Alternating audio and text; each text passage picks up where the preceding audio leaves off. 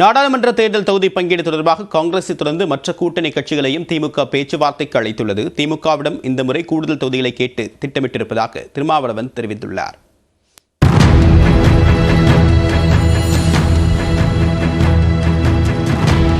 மக்களவைத் தேர்தல் விரைவில் நடைபெறவுள்ள நிலையில் தமிழ்நாட்டில் ஆளும் திமுக கூட்டணி கட்சிகளிடையே தொகுதி பங்கீடு பேச்சுவார்த்தையை நடத்தி வருகிறது. சென்னை அண்ணா அறிவாலயத்தில் கடந்த 28ஆம் தேதி திமுக மற்றும் காங்கிரஸ் கட்சிகளிடையே முதற்கட்ட பேச்சுவார்த்தை நடைபெற்றது. அக்கட்சியுடன் மீண்டும் பிப்ரவரி 9ஆம் தேதி பேச்சுவார்த்தை நடத்தப்பட உள்ளது. இதனிடையே பிப்ரவரி 3ஆம் தேதி இந்திய கம்யூனிஸ்ட் கட்சியுடனும் பிப்ரவரி 4ஆம் தேதி மார்க்சிஸ்ட் கம்யூனிஸ்ட் மற்றும் மதிமுகவுடன் திமுக தொகுதி பங்கீட்டு குழு பேச்சுவார்த்தை நடத்த உள்ளது. இதனிடையே திமுக கூட்டணியில் இம்முறை பொது தொகுதிகளை கேட்க இருப்பதாக விடுதலை சிறுத்தைகள் கட்சித் தலைவர் திருமாவளவன் தெரிவித்துள்ளார். சென்னை அசோக் நகரில் உள்ள கட்சி அலுவலகத்தில் நியூஸ் 18 தமிழ்நாட்டிற்கு பிரத்யேக பேட்டி அளித்த திருமாவளவன் இந்த முறை கூடுதல் தொகுதிகள் கேட்க இருப்பதாகவும் கூறினார். இந்த முறையும் நாங்கள் கூடுதலாக இடங்கள் வேண்டும் என்று வழக்கம் போல கேட்போம். சூழலுக்கு ஏற்ப முடிவு செய்வோம். ஒவ்வொரு முறையும் பொது தொகுதி கேட்கிறோம். இந்த முறைன்னு இல்லை. கடலூர் கூட போன முறை எங்களுடைய பட்டியலில் இடம்பெற்றிருந்தது.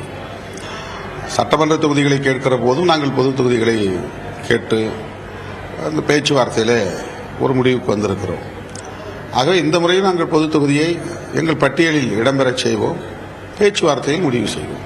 இந்நிலையில் சிவகங்கை மற்றும் விருதுநகர் தொகுதிகளில் காங்கிரசுக்கு பதில் திமுகவை போட்டியிட வேண்டும் என்று நிர்வாகிகள் வலியுறுத்தியுள்ளனர். மக்களவைத் தேர்தலை ஒட்டி சிவகங்கை தொகுதி திமுக நிர்வாகிகளோடு திமுக தேர்தல் ஒருங்கிணைப்பு குழு ஆலோசனை நடத்தியது. அமைச்சர்கள் KN நேரு, ஏவாவேலு, தங்கம் தென்னரசு, உதயநிதி மற்றும் RS பாரதி அடங்கிய குழுவிடம் சிவகங்கை தொகுதி காங்கிரஸ் MP கார்த்தி சிதம்பரத்திற்கு எதிராக திமுக நிர்வாகிகள் கடும் அதிருப்தியை வெளிப்படுத்தியுள்ளனர். சிவகங்கை தொகுதியில் இந்த முறை திமுகவுக்கு வாய்ப்பு கொடுக்க வேண்டும் என்றும் வலியுறுத்தினர்.